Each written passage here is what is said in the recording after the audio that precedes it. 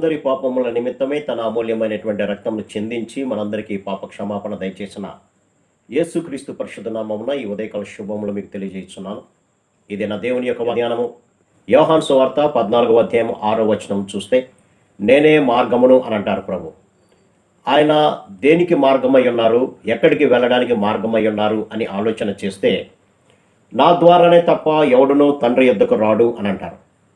అవును ప్రియులారా, దేవుడు మనకు కొరకు ఒక శ్రేష్టమైనటువంటి మార్గాన్ని ఏర్పరిచారు. ఆది కాండములో గనక గమనించినట్లయితే సమస్త మానవాళి కూడా దేవుని యొక్క మార్గాన్ని విడిచిపెట్టి ఆ మార్గాన్ని చెరిపి వేసుకొని తనకిష్టమైనటువంటి త్రోవల్లో నడిచినట్లుగా వాక్యం సెలవిస్తుంది.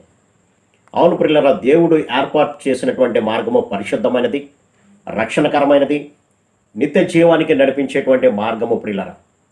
కానీ మానవుడు తన యొక్క సొంత ఆలోచన చేత, సొంత క్రియల చేత దేవుడు ఏర్పాటు చేసినటువంటి ఆ మార్గాన్ని చెరిపివేసుకొని దేవునికి అయిష్టమైనటువంటి కార్యాలు చేస్తూ ఈ లోకంలో ఉన్నటువంటి శరీరాశలను, నేత్రాశలను, జీవపు డంబాన్ని తన యొక్క జీవితంలో నెరవేర్చుకుంటూ దేవుని యొక్క మార్గం నుంచి తొలగిపోయినట్లుగా మనం గమనించవచ్చు. అయితే సామెతల గ్రంథంలో మనం ఆలోచన చేసినప్పుడు ఒకని మార్గము వానికి సరైనదిగా కనబడుతుంది, కానీ తుదకు అది మరణానికి దారితీస్తుంది అని వాక్యం సెలవిస్తుంది. కాబట్టి మానవుడు తన సొంత ఆలోచన చేత ఏర్పరచుకున్నటువంటి మార్గము నిత్యమైనటువంటి నరకానికి తీసుకువెళ్ళేటువంటి మార్గంగా ఉంటుంది ప్రియులారా.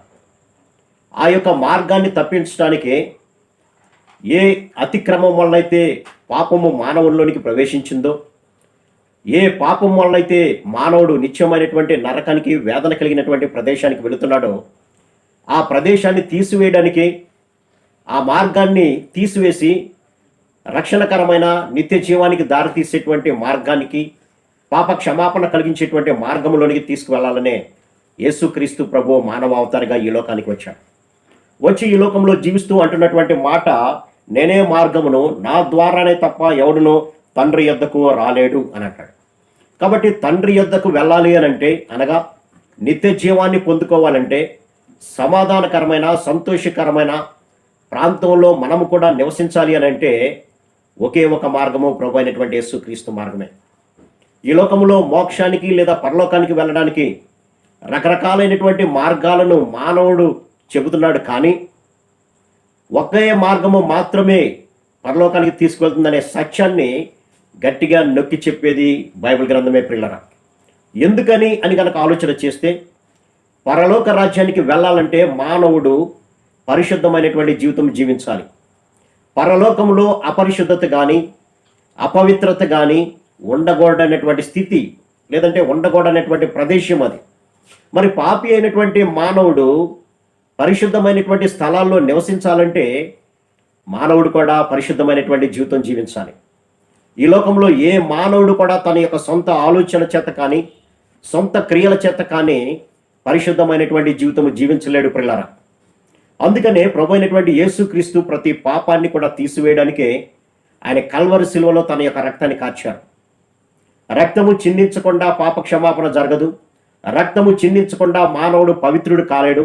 రక్తము చిందించకుండా మానవుని యొక్క జీవితము పరిశుద్ధమయం కాలేదు అని సమస్త గ్రంథాలు కూడా సెలవిస్తున్నాయి.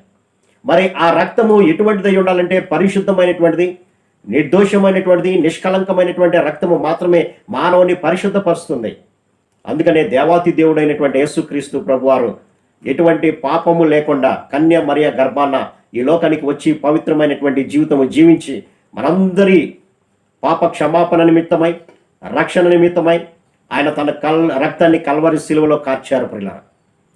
ఆ రక్తమునందు విశ్వాసం ఉంచి, ఈ పరిశుద్ధమైనటువంటి రక్తమే నా ప్రతి పాపాన్ని తీసివేస్తుందని నమ్మి ఆయన చెంతకు చేరి వారి యొక్క అతిక్రమాలన్నీ కూడా ఒప్పుకొని విడిచిపెడతారో వారందరూ కూడా పరిశుద్ధపరచబడతారు ప్రియులారా. అటువంటి వారికి దేవుని యొక్క రాజ్యంలో స్థానం ఉంటుంది. అటువంటి వారు మాత్రమే దేవుని యొక్క సన్నిధిలో నిలవబడగలుగుతారు ప్రియులారా. కాబట్టి అటువంటి నిలవగలిగేటువంటి స్థితికి రావాలంటే ఆ మార్గాన్ని మనకు దయచేసినటువంటి యేసుక్రీస్తునందు విశ్వాసం ఉంచాలి ప్రియులారా. ఆయన అంటున్నాడు, నేనే మార్గాన్ని, నా తప్ప వేరేక మార్గము పరలోకానికి తీసుకువెళ్ళేటువంటి మార్గము లేదు అని అంటున్నారు యేసుక్రీస్తు ప్రభువారు. కాబట్టి ఆయన యందు విశ్వాసం ఉంచుదాం. తద్వారా ఆయన ఇచ్చేటువంటి పరిశుద్ధమైనటువంటి మార్గంలో ఆయన ఇచ్చేటువంటి పాప క్షమాపణ రక్షణ పొందుకొని పరిశుద్ధమైనటువంటి మార్గంలో నడుద్దాం. అట్టి కృపా పరిశుద్ధాత్మ దేవుడు మనందరికి దయచేయను గాక. ఆమేన్. ప్రార్థన. సర్వశక్తుడా, ప్రేమ గల మా తండ్రి, మా ప్రతి పాపాన్ని నాయన పవిత్రపరిచి పరలోకానికి తీసుకువెళ్ళేటువంటి ఏకైక మార్గం యేసుక్రీస్తు మాత్రమే, ఆయన రక్తము మాత్రమే అనేటువంటి విశ్వాసాన్ని మేము కలిగి ఉండి మీ సన్నిధికి చేరి మీ రక్తంలో మా ప్రతి పాపము కడుక్కొని మీ రాజ్యంలో నాయన మీ మార్గము ద్వారా నడిచే భాగ్యాన్ని దయచేయమని యేసు నామమున అడిగి వేడుకొంచున్నాం తండ్రి. ఆమేన్.